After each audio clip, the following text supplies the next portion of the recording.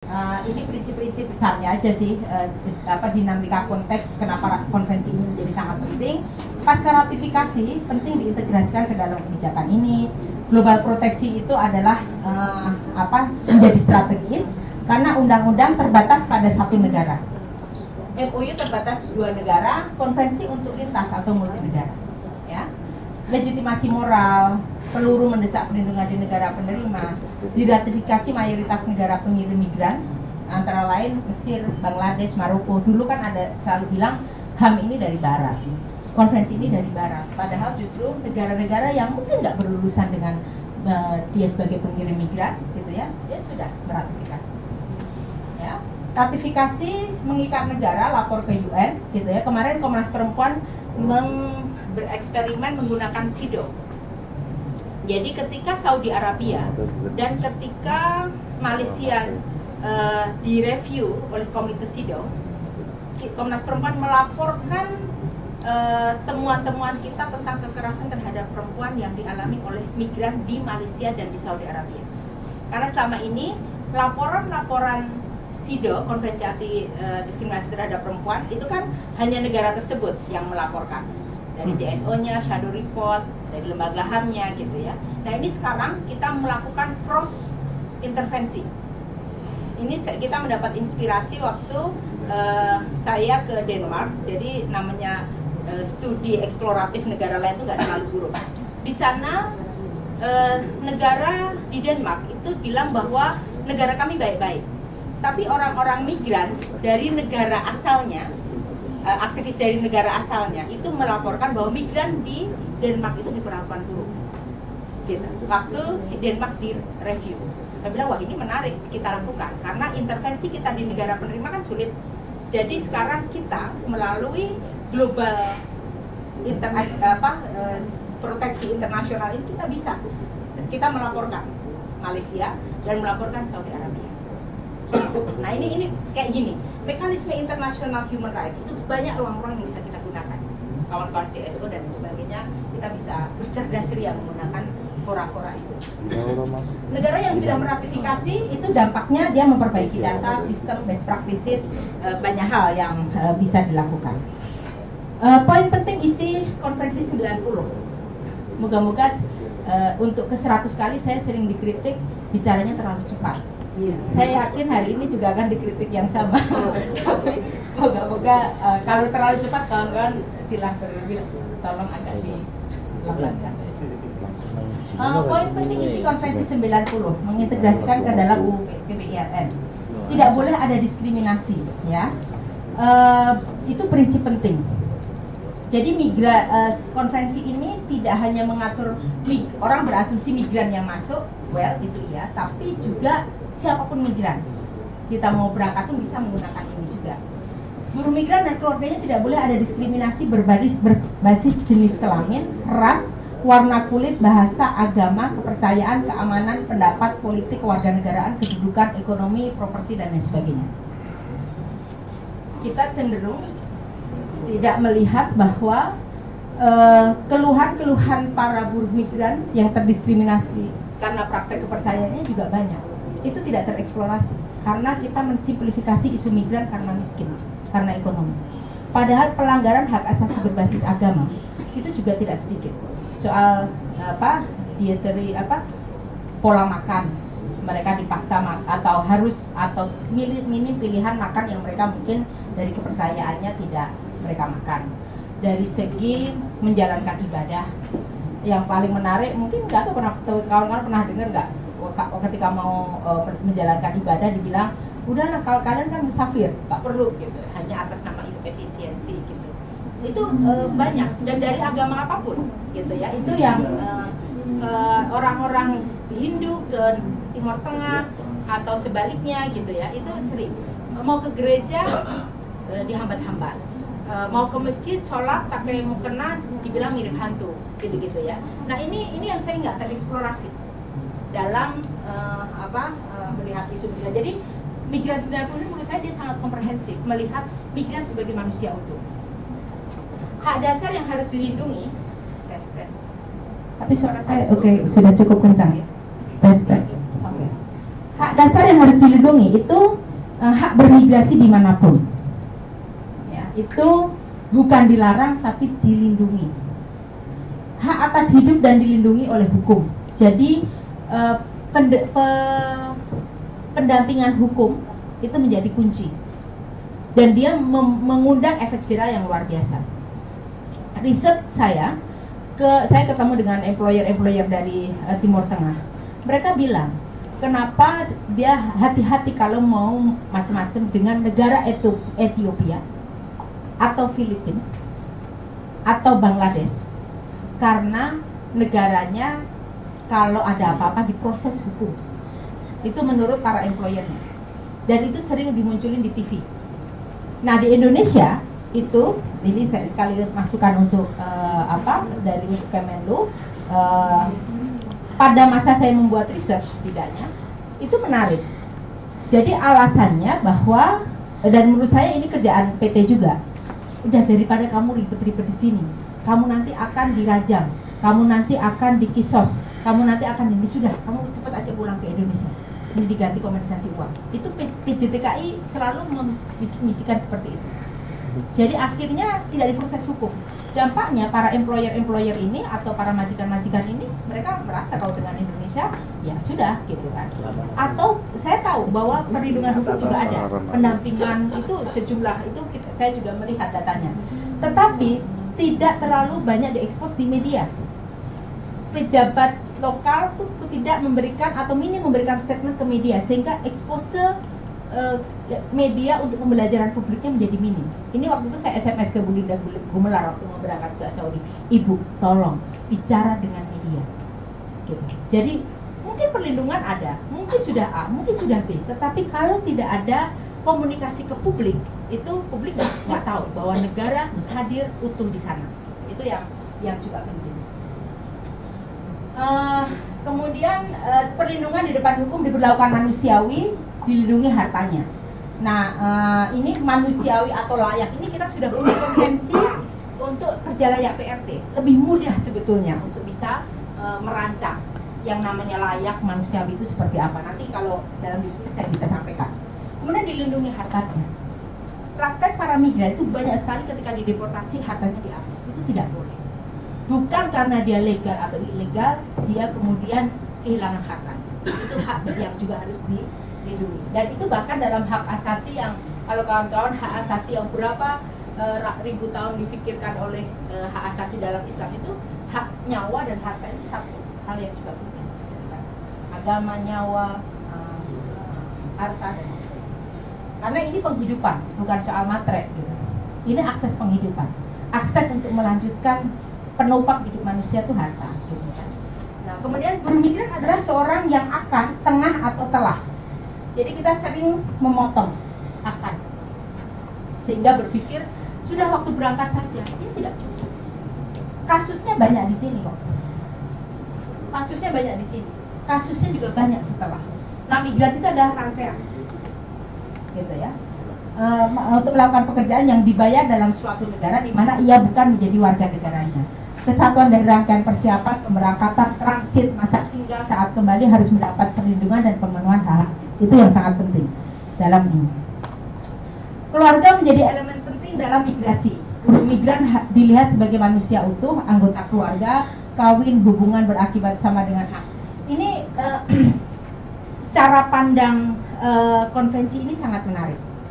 Buruh migran itu kalau berangkat dia kan hanya dilihat dengan, saya sering sampaikan ini, yang dibutuhkan adalah cuma tangannya, kakinya, ya, untuk memproduksi kerja. Tapi dia tidak dilihat sebagai manusia utuh yang dia butuh intimasi, butuh keluarga, butuh anak, butuh apa kalau dia sudah berkeluarga. Dampaknya apa? Saya bukan soal ngomong seksualitas dan lain sebagainya. Dampaknya ketika hasil riset saya juga cukup menarik. Buruh migran laki-laki yang berangkat, buruh migran suaminya yang berangkat migran, itu ketika tanya ke ulama setempat, apa solusinya? Atau ketika si istri ini berangkat, suaminya di Indonesia, nanya ke ulama, apa solusi ketika jauh dari istri? Ulama itu bisa ada yang iseng bilang bahwa ya kamu sebagai orang ini punya hak untuk punya kawin atau empat dan lain sebagainya. Tapi ketika si perempuan harus berangkat bermigrasi atau ditinggal suaminya, ketika dia bertanya, bagaimana dengan kami? Bagaimana dengan seksualitas kami? Jawabannya adalah, ya puasa saja. Dia manusia, seksualitas laki-laki dan perempuan itu apa bedanya? Hanya karena social constructed, maka ekspresi seksual laki-laki menjadi lebih punya ruang. Sehingga perempuan ini ketika bermigrasi dan dia kemudian punya kedekatan dengan seseorang A, B, C dan atau A atau apa, dampaknya apa?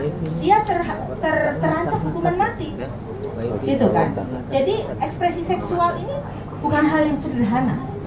Tuduhan zina, kalau kita lihat dari dokumentasi dari Kemenlu pasti punya, itu tidak sedikit dengan segala ancaman. Ini kan dampak dari kita melihat migran ini hanya sebagai manusia yang diperlukan tangannya, tidak melihat kebutuhan utuhnya. Saya tuh menulis disertasi saya, itu saya menelusur diri saya sebagai migran. Saya jauh dari keluarga, tiap 3 bulan saya harus balik. Beruntung saya difasilitasi setiap 3 bulan. Itu saya sudah seperti orang setengah nggak utuh gitu ya. Rasa kehilangan anak, suami, jauh, sendiri gitu ya. Itu kemudian bayangkan itu harus 2 tahun. Kalau kontraknya lebih dari 2 tahun, itu suami berhak untuk secara sepihak kawin lagi. Gitu. Jadi ini yang kenapa konvensi ini harus menjadi pilar paradigma dalam kita melakukan revisi. Ya, sama dengan anak-anak di bawah umur, orang yang ditanggung dan lain sebagainya ya, anggota keluarga ini. Terus yang tidak termasuk adalah orang yang dikirim negara, jalankan fungsi resmi, jalankan kerjasama, perdana modal, pengungsi dan lain sebagainya. Ketiadaan dokumen tidak jadi alasan untuk menghilangkan hak dasar buruh migrasi. Pasca ratifikasi PR penting. Nah ini juga penting untuk mengharmonisasi dengan konvensi PRT 189. Ini kita tuh sudah kerja 3/4. RUU PILN ini kalau kita bersiteguh untuk mengintegrasikan semua itu tinggal sedikit sudah dijalankan. Konvensi PRT, kerja layak PRT itu sudah sangat eksploratif, memberi penjelasan hak dasar apa saja. Mungkin kawan-kawan semua sudah tahu. Dia nggak rumit. Perlindungan pada PRT itu adalah hak mereka untuk hidup layak. Hidup layak itu apa? Ada upah yang cukup, hak untuk libur seminggu sekali, jam kerjanya diatur setidaknya sekitar 8 jam. Mungkin 8 jam itu kapan ya? Itu bisa dinegosiasi, tapi setidaknya sebagai manusia dia butuh istirahat. Hak untuk cuti tahunan, hak untuk menjalankan agama, hak untuk rasa aman. Ternyata waktu di Geneva, kemudian saya sejumlah hari ikut dalam proses diskusi melahirkan UU ini, walaupun kawan-kawan yang lama tuh Mbak Ari Sumiaryati, Lita, itu kawan-kawan bisa tanya. Mereka lebih lama, saya cuma 2 harian gitu. Nah itu debatnya cukup menarik. Aman itu apa? Antara lain mensyaratkan harus kamar berkunci misalnya. Itu kan sangat simple gitu kan. Itu karena keteledoran kita membuat kunci, kekerasan seksual di dalam PRT banyak. Jadi sebenarnya nggak terlalu rumit. Dan PRT migran itu saya tahu betul, kayak di Singapura atau Hong Kong yang karena mahal apartemen itu sering mereka hanya ditaruh di tempat tidur bagian atas, majikannya di bawah. Kamu hanya boleh turun ketika kita sudah bangun biar tidak mengganggu tidur, gitu-gitu ya. Dampaknya sering stres, makanya angka bunuh diri di negara-negara yang sangat mahal hidupnya itu cukup tinggi. Kemudian yang disebut layak itu hak bermobilitas, mendapatkan informasi. Kita sering melarang PRT kita untuk main, padahal itu hak dasar. Setidaknya pengalaman saya yakin kita semua, begitu PRT dibolehkan untuk main pada jam-jam ketika kerjaan dia sudah selesai atau boleh begitu, itu rata-rata lebih betah karena dia diperlakukan sebagai manusia utuh. Hak berkomunikasi, hak berorganisasi. Kita bilang ngapain PRT berorganisasi? Padahal temuan kawan-kawan di Jogja, begitu PRT tersebut berorganisasi, maka meningkatkan skill dia untuk berdiplomasi. Jadi ketika dia punya soal, dia berkomunikasi dengan majikannya, menyampaikan, bernegosiasi, tidak dengan melakukan penghukuman terhadap majikannya dengan pergi sepihak.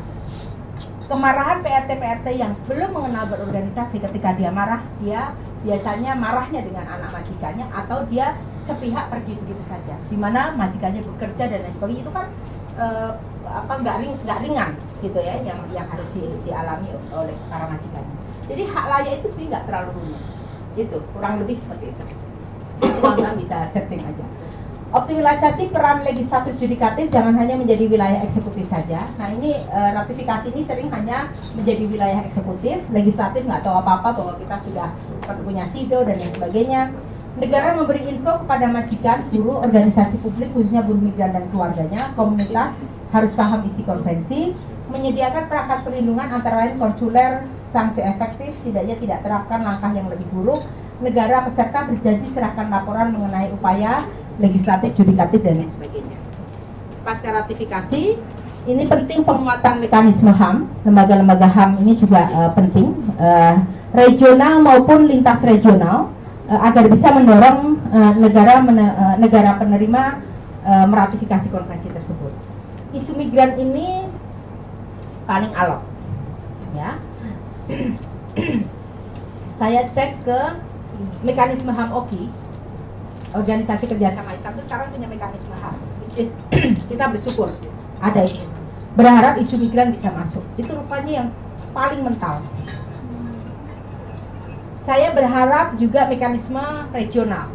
Itu nggak gampang negosiasinya. Di CSW, Komisi Status Perempuan di Geneva, di New York kemarin, itu isu migran juga menjadi barter, bahkan berhadapan-hadapan dengan isu LGBT. Kalau biar nggak anggolin LGBT, ya udah kamu jangan nyoal isu migran ya, karena saya kan negara penerima dan lain sebagainya. Itu jadi isu migran ini di dalam dunia perdiplomasian internasional itu dia masih di wilayah yang ujung sana. Jadi artinya di luar kalau kita memproduksi PPILN, budaya diplomasi internasional di mekanisme HAM dan lain sebagainya itu penting. Satu hal yang juga penting. Peran LSM Shadow Report menjadi juga penting, terutama penguatan negara-negara kawan-kawan serikat pekerja migran di negara penerima. Sejauh yang saya tahu, begitu ada serikat buruh atau serikat pekerja di negara penerima, kondisinya cenderung lebih baik. Dalam arti buruh migrannya punya kesempatan untuk saling sharing, membantu kawan yang lain, membantu negosiasi dengan negara dan lain-lain. Gitu ya. Perlu ekstra konvensional juga bisa digunakan. Special prosedur, special rapporteur dari UN atau PBB juga bisa digunakan untuk mendapatkan dukungan atau perlindungan ekstra di luar undang-undang. Terobosan lain, reformasi strategi perlindungan di negara penerima, ini selain aktif saya ya. Perbanyak atase perburuhan, training gender staf kedutaan. Ini menurut saya sangat penting. Nggak tahu nanti harus diatur di sini atau dalam aturan teknis yang lain. Kenapa atase perburuhan menjadi perlu lebih banyak? Setidaknya temuan riset saya ingat waktu itu Saudi Arabia pada masa itu hanya punya 13 atase kalau tidak salah, yang itu dia harus melayani di Arab itu 8 provinsi ya Pak ya, saya lupa, luas sekali, dan dia harus berebut untuk menangani umroh dan haji dan tamu-tamu yang ke sana.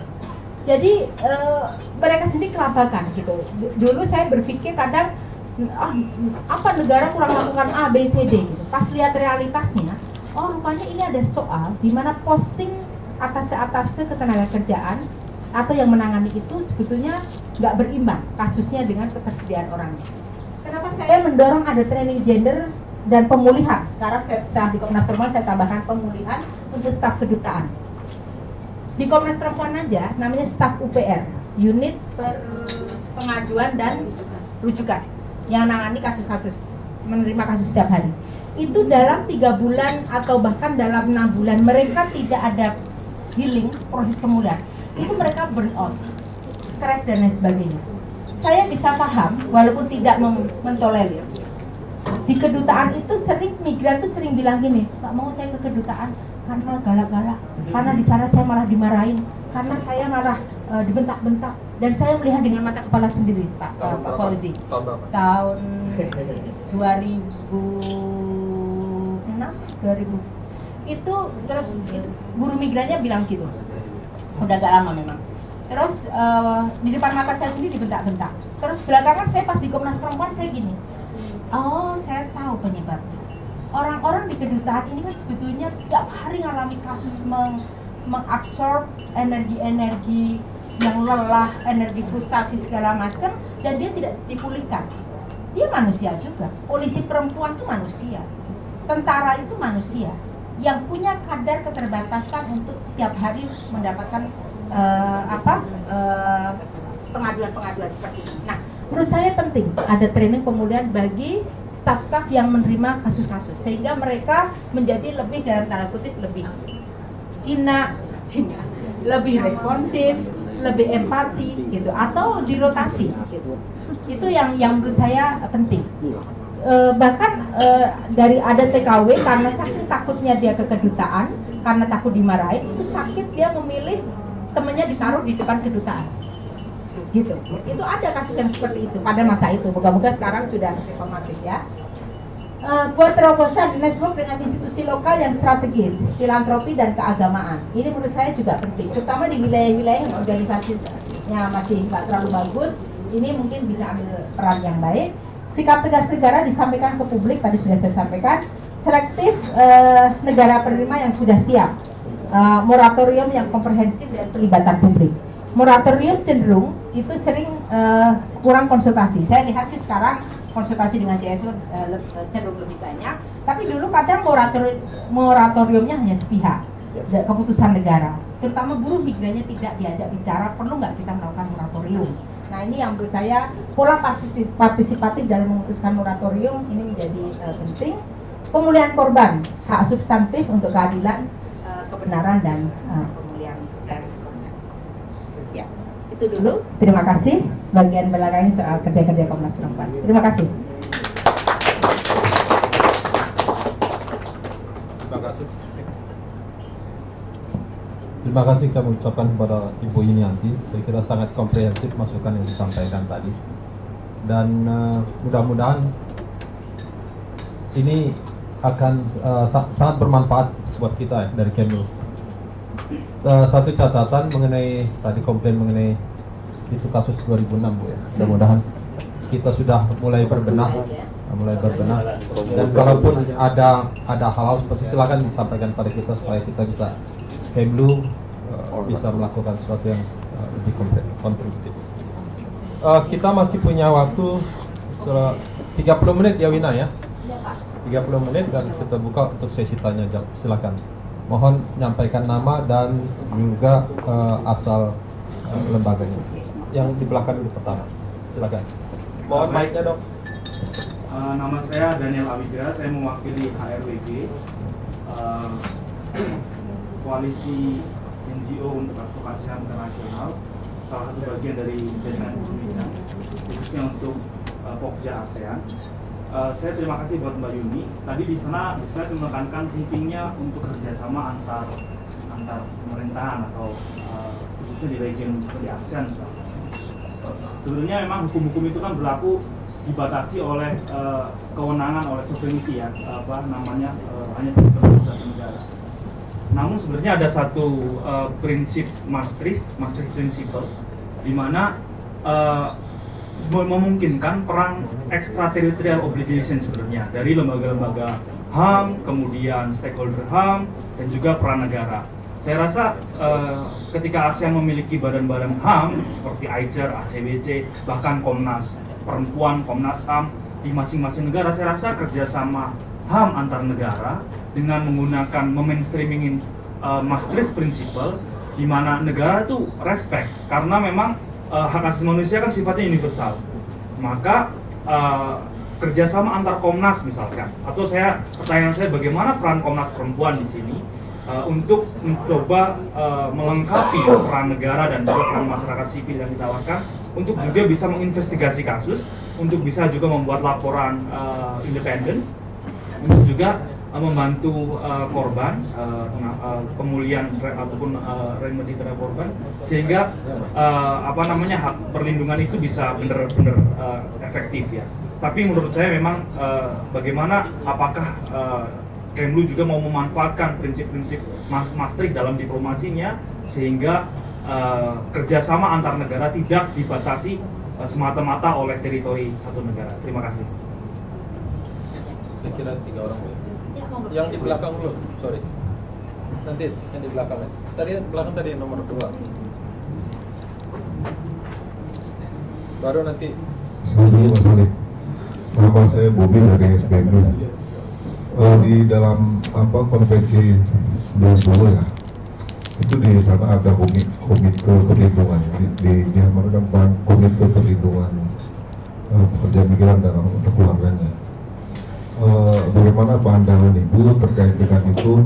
Di Indonesia ada BNP 2TKI. Di BNP 2TKI ini organisasi yang ngambang ya.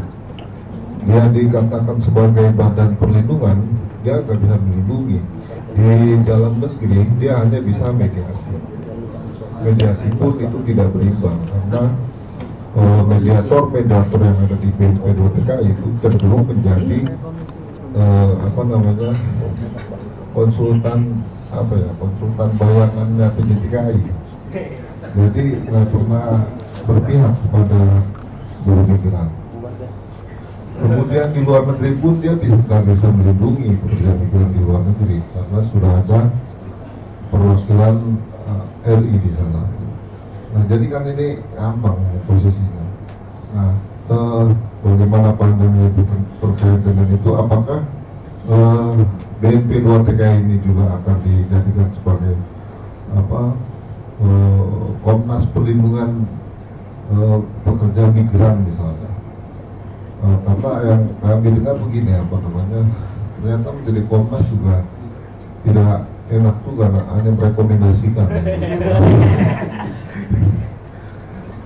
Tapi kalau rekomendasinya produktif ya kan lebih baik begitu kan, ketimbang misalnya BNP 2TKI merekomendasikan PJTKI yang sudah seharusnya dicabut kepada Menteri Tenaga Kerja, ternyata ada yang dicabut lagi, sudah direkomendasikan agar PT ini dicabut siupnya, ditarik lagi. Kan ini kan lucu ya. Jadi bagaimana tentang itu? Terus kedua terkait dengan pekerja migran ke Arab Saudi ya, di Konvensi 90 juga disebutkan ada unifikasi ini ya, penyatuan keluarga gitu ya. Sebenarnya di dalam Islam juga ada begitu ya, misalnya bahwa perempuan itu tidak boleh bepergian, ini dalam konteks perlindungan ya, kecuali bersama muhrimnya misalnya. Nah, bagaimana jika memang adopsi penempatan ke Timur Tengah itu PT perempuan ini bersama dengan suaminya misalnya, kira-kira itu Pak. Terima kasih. Selanjutnya Pak. Assalamualaikum warahmatullahi wabarakatuh. Saya Lukman Hakim dari PMIS Saudi Arabia. Mungkin hampir sama Pak. Sama keduluan. Saya menambahkan aja sedikit tentang Konvensi 90 perlindungan terhadap migran dan keluarganya. Ini contoh yang meninggal Pak, yang di Saudi, migran yang meninggal. Ini sementara dia adalah tulang punggung bagi keluarganya. Nah, setelah meninggal, ini siapa keluarga yang akan yang melindungi mereka? Sementara mereka adalah masih mempunyai anak-anak yang masih membutuhkan pendidikan seperti itu. Nah, itu yang harus diperhatikan oleh pemerintah seperti itu. Karena kami sering banyak sekali yang saya tangani yang meninggal mungkin hampir seminggu sekali ya. Yang meninggal di Arab Saudi. Kadang-kadang ada 2 hari, ada dalam 2 hari ada 2 yang meninggal kemarin. Nah, itu keluarganya itu kan mereka adalah sebagai tulang punggung bagi keluarganya. Sementara keluarganya, anaknya itu adalah yang masih membutuhkan pendidikan. Nah, itu yang harus sangat diperhatikan oleh pemerintah. Cuma sedikit tadi penambahan buat pentingnya ada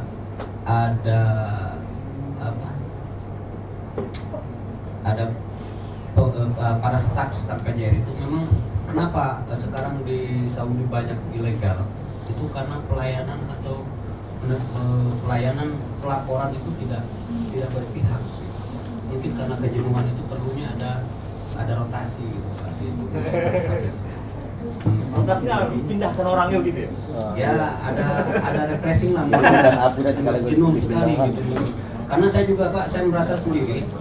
Tapi kalau saya memang mau jenuh juga wajar karena memang saya tidak ada yang bayar. Tapi kalau pemerintah kan ada yang bayar. Seperti itu.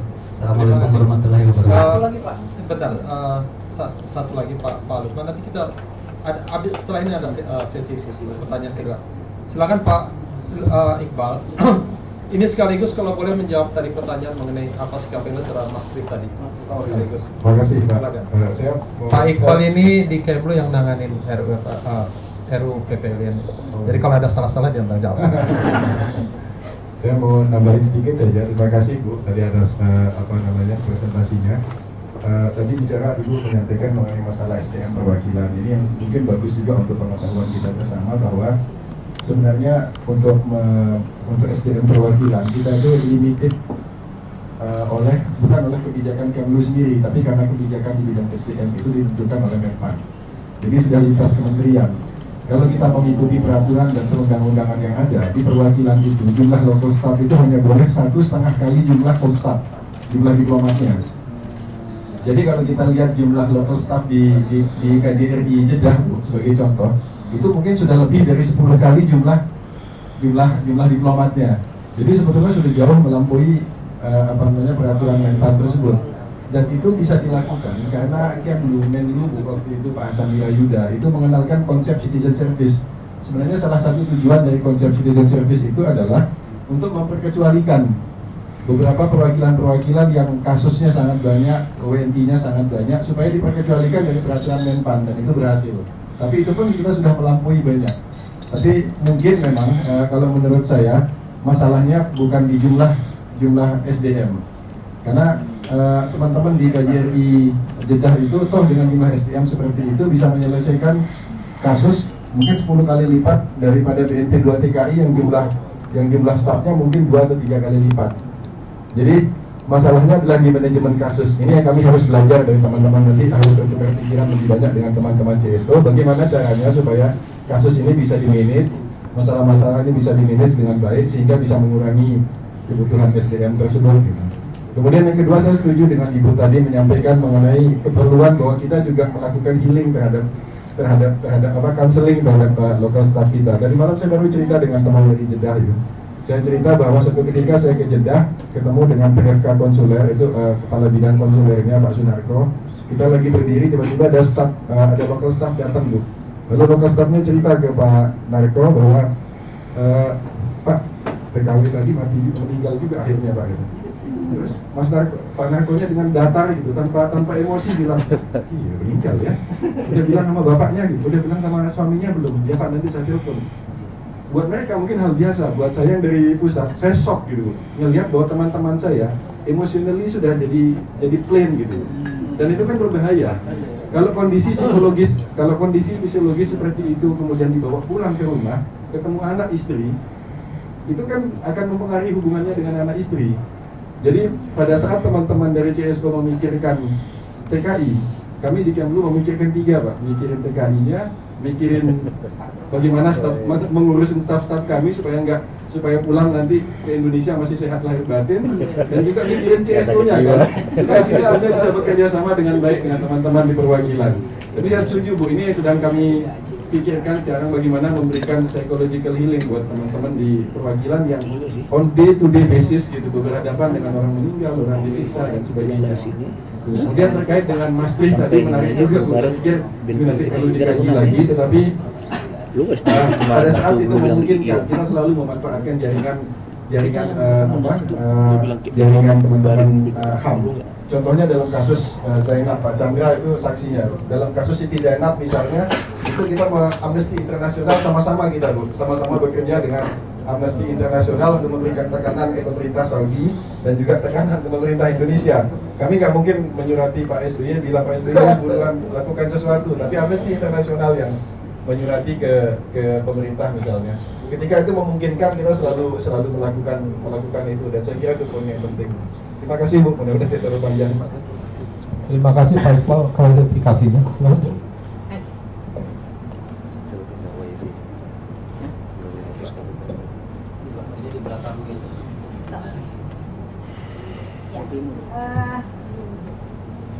Terima kasih pertanyaan-pertanyaan yang penting dan menarik. Soal extraterritorial obligation. Ini kawan-kawan di EPWLD sebentar lagi mau bikin, Awi mungkin juga ada di sana ya. Ada satu diskusi bagaimana ada kewajiban ekstrateritorial, karena sekarang ini, nah ini kan salah satunya juga tadi itu untuk memagari tanggung jawab baik negara, tanggung jawab soal corporate dan lain sebagainya. Yang sempat didiskusikan oleh kawan-kawan EPWLD, contoh paling konkret misalnya isu buruh. Ketika di sebuah negara buruhnya mulai kritis, mulai minta demand ABCD, dengan mudah dipindahkan ke negara lain, atau eksploitasi sumber daya alam. Begitu di sini habis, pindah ke yang lain. Nah sekarang ini mau ada ide misalnya global taxation, pajak global, supaya orang tidak berpindah-pindah dan itu melanggar prinsip human rights gitu. Nah soal migrasi ini juga termasuk yang dipikirkan, bagaimana ada kebijakan atau intervensi ekstra teritorial terkait dengan ini. Ini sangat penting, sangat sepakat, walaupun di regional sendiri, regional mekanisme ini terlepas dari menurut saya kita semua bergiat untuk mengoptimalkan proses itu. Dari komisioner yang ada di situ menurut saya juga mencoba optimal, dari negaranya berusaha. Tapi harus diakui bahwa di negara-negara lain itu pemahaman HAM-nya, terutama ada beberapa negara lah ya, itu masih jauh sekali. Jadi ngomong isu perempuan itu bisa ngomongnya kami baik-baik saja kok, kematian ibu tempat kami sedikit, istri boleh bekerja gitu. Ini sangat simplistik gitu melihat. Jadi isu hak asasi itu masih sesuatu yang sangat jauh. Makanya kalau orang bilang regional mekanisme ini berhasil atau gagal, saya selalu bilang bahwa jangan mengukur dari mekanisme HAM-nya, tetapi ini adalah transfer atau membangun transisi peradaban hak asasi di region ASEAN. Yang saya senang, walaupun saya sedang ada urusan apa tuh, saya sering memprioritaskan untuk menerima tamu-tamu dari Myanmar, dari negara-negara itu. Aku itu rajin betul membawa tamu-tamu ke Komnas Perempuan. Buat saya itu bukan sekedar menerima tamu, tapi menurut saya ini adalah bagian memperkuat peradaban human rights di negara-negara tetangga di ASEAN. Ini kontribusi penting Indonesia menurut saya, melalui Komnas Perempuan, melalui kawan-kawan dan lain sebagainya. Nah, kenapa dia menjadi penting? Peradaban HAM atau itu harus dimulai dari kuatnya komitmen negara, kuatnya civil society untuk mengontrol negara, kuatnya institusi hak asasi juga, ya. Itu menjadi pilar-pilar yang penting. Makanya kalau ada CSO yang datang ke Indonesia dari negara tetangga itu penting, karena dia diharapkan yang akan mendorong, memonitor, memberikan masukan, membuat balance check dan lain sebagainya bagi negaranya, termasuk negara. Kadang senang gitu ya, dari Malaysia kementerian, semacam kementerian pemberdayaan perempuannya datang belajar, kita debat soal poligami mati-matian gitu ya, misalnya kayak gitu. Jadi ini yang kalau mau bicara soal extraterritorial obligation itu mungkin di level due diligence dari negaranya juga, CSO-nya.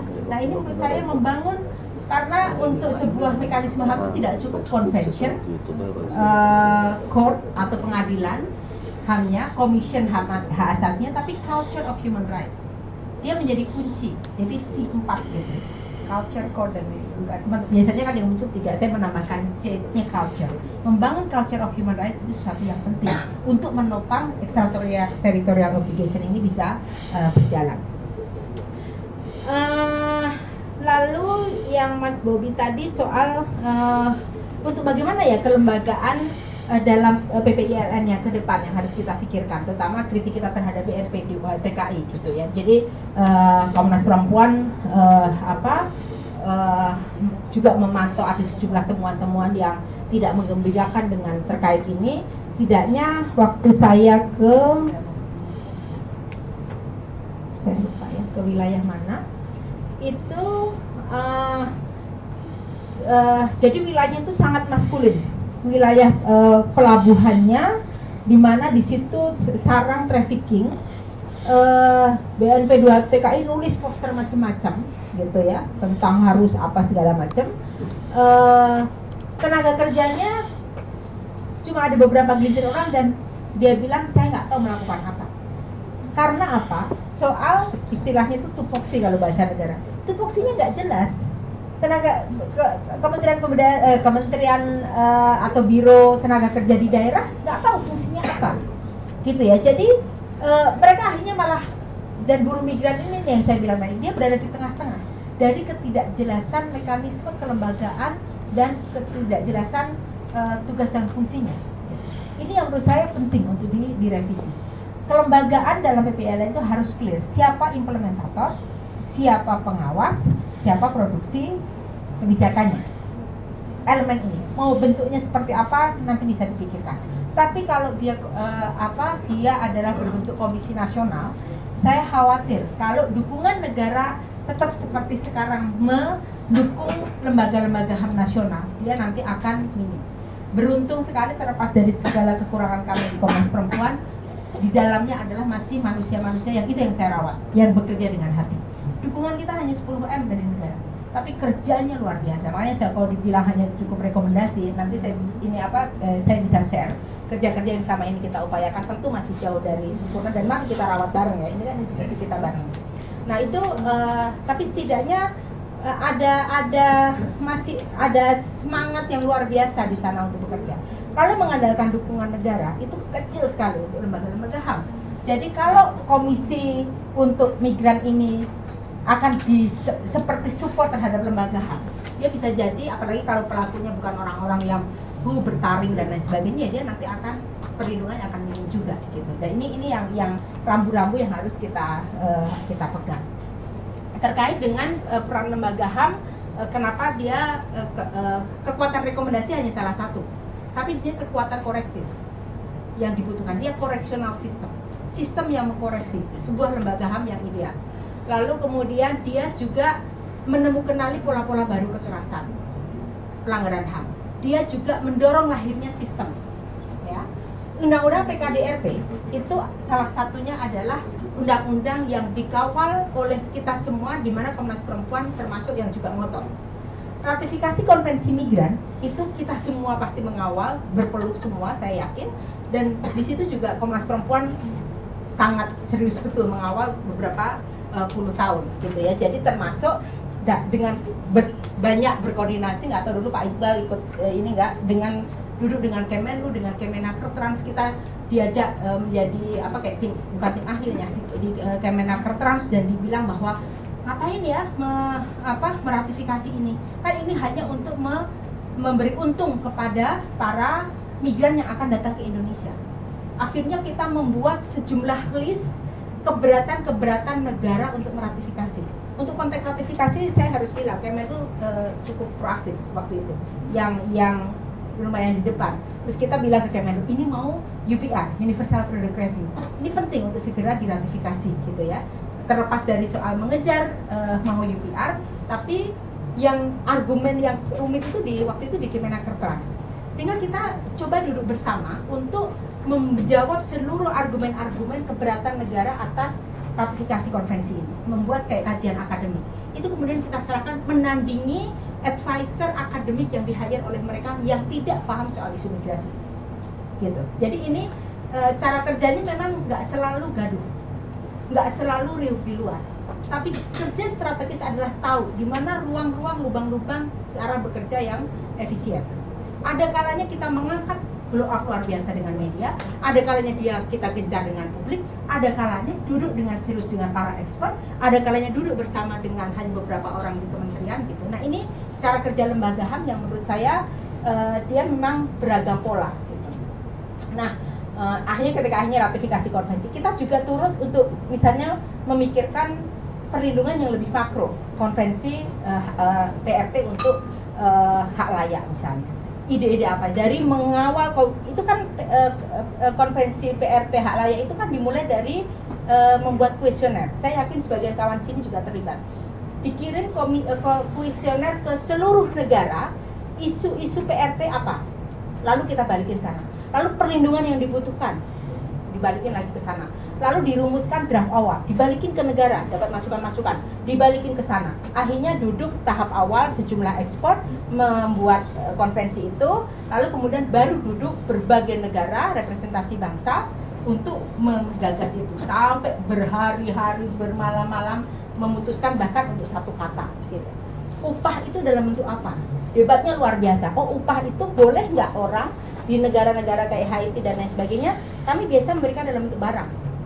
Pisangkah, apakah, boleh nggak? Itu debatnya panjang. Boleh nggak dalam bentuk emas? Boleh nggak gitu-gitu? Itu debatnya panjang untuk, jadi konvensi ini kalau kita lihat dia sekarang dia bukan hanya kata-kata. Debat untuk melahirkan sebuah diktum-diktum gitu itu panjang. Berbagai kultur dicoba diakomodir supaya dia menjadi satu proteksi yang bisa berlaku di semua internasional. Maka sayang kalau udah diratifikasi kita membatalkan. Dia itu dimulai dari pengalaman korban. Makanya waktu dia diratifikasi, kerja layak PRT ini diratifikasi, kawan-kawan dari terutama dari negara Amerika Selatan itu langsung nyebur ke kolam air, itu nyebur gitu ya, celebrating betul, karena mereka perjuangan dari perbudakan diangkat ke isu PRT, diskriminasi dari segi kelas macam-macam diangkat lagi. Nah, peran lembaga-lembaga HAM main juga antara lain di UN. Dan CSO juga banyak main di UN di sini gitu. Itu karena dari sini diharapkan dia membuat perlindungan di dalam. Main di international advocacy bukan untuk advokasi internasional sendiri, tapi how to use this international mechanism untuk membuat Indonesia atau kita semua lebih baik, dan itu bangsa internasional gitu. Ini sebetulnya yang penting untuk kita bersinergi. Hal terakhir soal muhrim. Menarik. Gini, sering ini termasuk cara pandang di berbagai pihak, antara lain di perda-perda diskriminatif yang lahir ini. Ada 342 yang dilahirkan oleh Komnas, yang didokumentasi Komnas Perempuan. Semua rata-rata untuk melindungi perempuan, maka solusinya suruh menggunakan pakaian-pakaian tertentu, ya, yang sesuai standar agama-agama tertentu. Atau dia disuruh mobilitasnya dibatasi, nggak boleh ada jam malam. Termasuk dulu, ini juga masuk dalam riset saya, soal muhrim. Konsep muhrim ini digunakan untuk tujuannya melindungi perempuan, terutama perempuan migran untuk keluar. Jadi disyaratkan harus ditemani suaminya. Tapi ini harus dilihat dengan lebih kritis. Muhrim ini substansinya dulu adalah untuk perlindungan. Muhrim itu adalah orang, literally ada orang yang diharamkan untuk menikah karena dia anggota keluarga yang fungsinya adalah untuk melindungi, gitulah. Dan dia keluarga sedarah dan lain sebagainya. Nah, ya. Tapi dulu karena belum ada perlindungan, jadi polanya pakai muhrim ini dalam tradisi Islam. Akhirnya itu juga banyak diadopsi negara pada awal-awal, ke Arab Saudi harus ditemani muhrim. Tapi tidak dibarengi dengan perlindungan substantif, gitu. Makanya waktu itu saya ingat, waktu saya masih di organisasi dulu itu kita meminta Gus Dur, meminta Abdurrahman, meminta Nurholis Majid, minta Mas Dar Masudi untuk mereinterpretasi apa itu muhrim. Sehingga keluarlah waktu tahun 2009, saya nggak ngadvokasi 9 itu dari tahun 90-an. 90 berapa waktu kasus Nasiroh yang mau dihukum Pancung, itu Mas Dar Masudi membuat interpretasi yang cukup menarik bahwa muhrim itu bukan individu, ya, tetapi sistem yang memproteksi. Jadi kalau dia sistem yang memproteksi, nggak perlu si laki-laki untuk ikut, karena prakteknya dengan dia ikut tuh bukan dia melindungi kok, nggak otomatis melindungi, tapi yang dibutuhkan saat ini untuk konteks migran adalah sistem. Nah, yang dimaksud dengan dia tadi keluarganya itu justru bukan hanya dalam konteks melindungi, tapi justru dia adalah memang kebutuhan dasar yang sebagai manusia untuk dihormati secara lebih utuh. Lalu menggeliat konsep muhrim ini waktu Pak Din Samsudin kalau nggak salah waktu itu Dirjen, muncul ide dari MUI bahwa muhrim itu bukan hanya sistem, tetapi dia seorang perempuan traveler, buruh migran perempuan yang musafir, yang melakukan migran. Kalau dia lebih dari 2 atau 3 orang bersama-sama, masing-masing bisa menjadi muhrim bagi yang lain, gitu. Pernah ada interpretasi gitu. Jadi ini menarik. Isu migrasi ini cara pandang dalam disertasi saya bahwa buruh migran yang dianggap marginal, perempuan desa segala macam itu justru melalui mereka menjadi agensi subjek aktif yang menegosiasi ke agama sehingga perempuan lain menjadi terkena terlindungi, terhargai, ternaikkan hak-haknya melalui isu migran ini.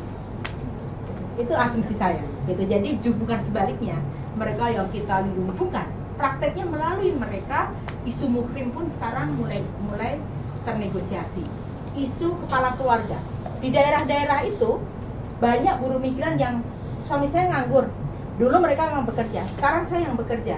Apakah agama tetap akan membuat kesimpulan bahwa kepala keluarga ini adalah si laki-laki yang nganggur, yang sering memukuli saya? Kepala keluarga tidak memberi contoh, anak-anak mabuk dan lain sebagainya, main ke prostitusi dan lain sebagainya. Apakah mau seperti itu kepala keluarga? Jadi mulai dinegosiasi posisi perempuan laki-laki dalam gender relation dalam perspektif agama, dan itu dinegosiasi oleh perempuan-perempuan para migran ini. Jadi mereka agensi yang sangat aktif. Ketika negara belum optimal melindungi mereka di ranah domestik, karena kayak di Saudi itu tuh sulit sekali untuk bisa ngetok pintu keluarga-keluarga atau rumah-rumah orang Arab. Mereka dengan kreativitas sendiri melakukan perlindungan untuk dirinya dari kekerasan seksual, dari segala macam. Suruh bilang ada yang mau noel-noel, terus dia bilang Allah Akbar, suruh sholat. Serius, setiap malam menggunakan mukena untuk dari kekerasan seksual. Itu luar biasa, membuat negosiasi kuliner untuk dihormati bahwa kita orang Indonesia itu lebih beradab dari kalian, karena kita adalah manusia-manusia yang makan tuh lauknya banyak, ditata dengan baik, cara masaknya bumbunya beragam. Kalau kalian kan hanya ayam yang dicelupin, ditaruh di tampah, kadang sampai migran-migran yang nakal-nakal, yang sakit lagi marah sama majikannya, dia manggil kur kayak manggil ayam gitu kan ya. Jadi gimana mereka para migran ini subjek yang sangat aktif untuk menegosiasi gitu. Nah ini yang sering kita luput melihat. Kalau boleh diulang, saya ingin mengulang bahwa advokasi isu migran ini harusnya dulu jangan mengeksploitasi atau mengedepankan kekerasan, karena terjadi pengebalan sensitivitas seperti yang tadi Pak Iqbal sampaikan. Karena kekerasan terus yang mengedepankan, sehingga seakan-akan yang dapat atensi itu hanya yang kalau udah mau dipenggal atau diapa tuh, sadisme. Harusnya kalau kita seperti berangkat dengan isu disabilitas bahwa perlindungan itu adalah right. Dia adalah hak. Siapapun, mau miskin, mau dari mana, dari kampung, dari apa, mau apa, dia harus dilindungi. Mau janda, sering kan janda, ngapain sih mempersoalkan diperkosa janda ini gitu kan.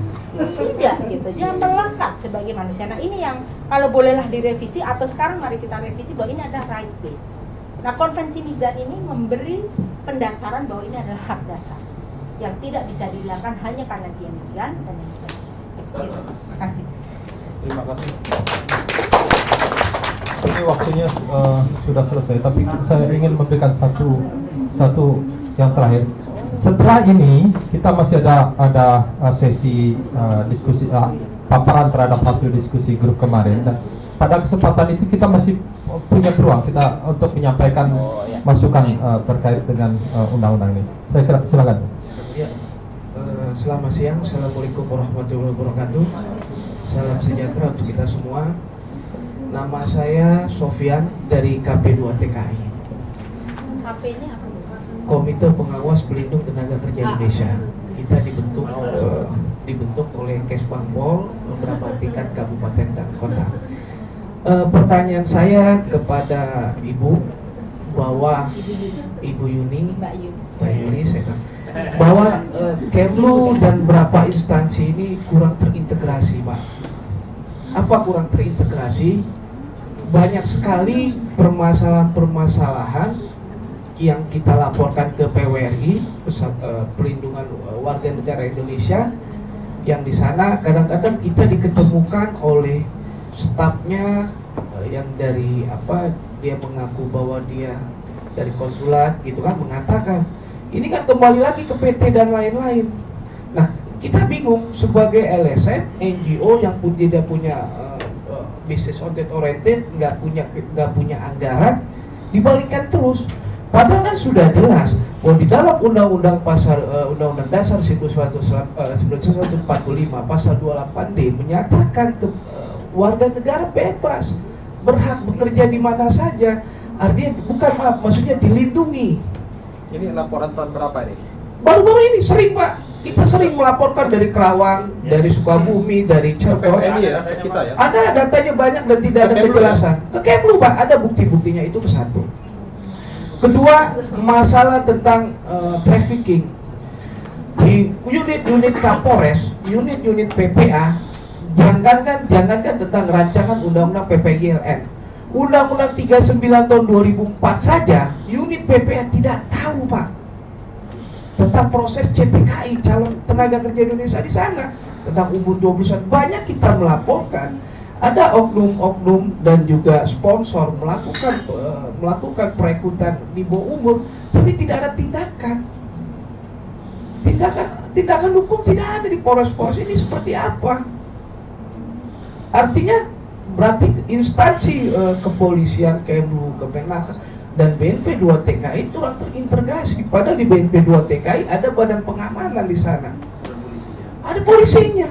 Banyak sekali di Kramat Jati dan Condet itu banyak penampungan ilegal. Kita laporkan terus sampai kita berbenturan dengan preman-preman di sana. Tidak ada, Pak. Artinya untuk pencegahan trafficking mestinya kan terintegrasi semua instansi ini. Nah, makanya kalau permasalahan terus seperti ini, kami juga sebagai LSM yang tidak dapat juga anggaran dari pemerintah, terus akan terus melemah kalau melihat pemerintah penegak hukumnya seperti itu. Mungkin permasalahan yang di BP3, masalah orang ingin calon TKI Korea ingin berangkat ke Korea dari NTB, Jawa Timur dan Jawa Barat, khususnya Cirebon, banyak sekali penipuan. Kami menemukan banyak seorang, ada oknum-oknum BNP 2 TKI yang mengaku bisa memproses G2G dan lain, akhirnya dia bayar dan tidak berangkat. Artinya di mana terintegrasi berapa instansi ini? Mungkin itu saja, Pak. Pertanyaan saya, busuk banyak lagi hal data kami menemukan pelanggaran-pelanggaran. Terima kasih. Terima kasih. Saya kira ini pertanyaan tidak ke Ibu. Mungkin Pak Iqbal silakan dijawab. Yang lain mungkin kita akan lanjutkan di sesi perempuan satu lagi. Ya. Oke, sebentar Pak Iqbal. Nunggu satu lagi. Terakhir. Biar nggak biasa. Terima kasih. Assalamualaikum warahmatullahi wabarakatuh. Nama saya Maizidah Salas dari SBMI Wonosobo. Terima kasih Mbak Yuni presentasinya, dan untuk slide pertama yang dipresentasikan itu gue banget yang menjadi perempuan buruh migran karena satu kemiskinan, kedua KDRT juga, dan ketika menjadi buruh migran saya juga mendapatkan pelecehan seksual dan banyak masalah lainnya sampai saya pulang. Nah, bukan curhat sedikit aja. Nah, kalau kami melihat bahwa sekarang ini kan ada Impres tahun 2010 melalui Kementerian PP tentang Pokja Bina Keluarga TKI. Nah, sebenarnya kalau melihat isi dari pasal-pasal di situ sebenarnya cukup baik. Kementerian PP sudah melakukan hal, tetapi itu baru sedikit sekali. Nah, mungkin ke depan dalam revisi Undang-Undang 39 antara Kemlu dengan Kementerian PP itu bisa dikawinkan, karena di situ memang Pokjanya salah satu di pusat ada Kemenlu juga terkait dengan buruh migran perempuan. Dari mulai bukan hanya buruh migran, tetapi di situ bagaimana melakukan pencegahan terhadap perempuan untuk menjadi korban, kemudian sampai ke keluarganya untuk menciptakan keluarga yang harmonis, sampai ke anaknya, melihat anak dari kesehatannya, pendidikan, pola asuhnya itu sudah cukup sangat baik, tapi itu juga belum dilakukan banyak karena saya nggak tahu kendalanya, mungkin karena sama dengan hampir dengan Komnas Perempuan, jadi mereka hanya bisa merekomendasikan, mereka tidak punya anggaran untuk sampai ke teknis, sampai ke tingkat bawah. Nah, kemudian untuk Kemlu, saya jadi ingat pada tahun 2012 ketika ada korban dari Banjarnegara, perempuan yang stroke dan dia ilegal, tidak punya uang sama sekali, dokumennya juga sudah expired. Nah,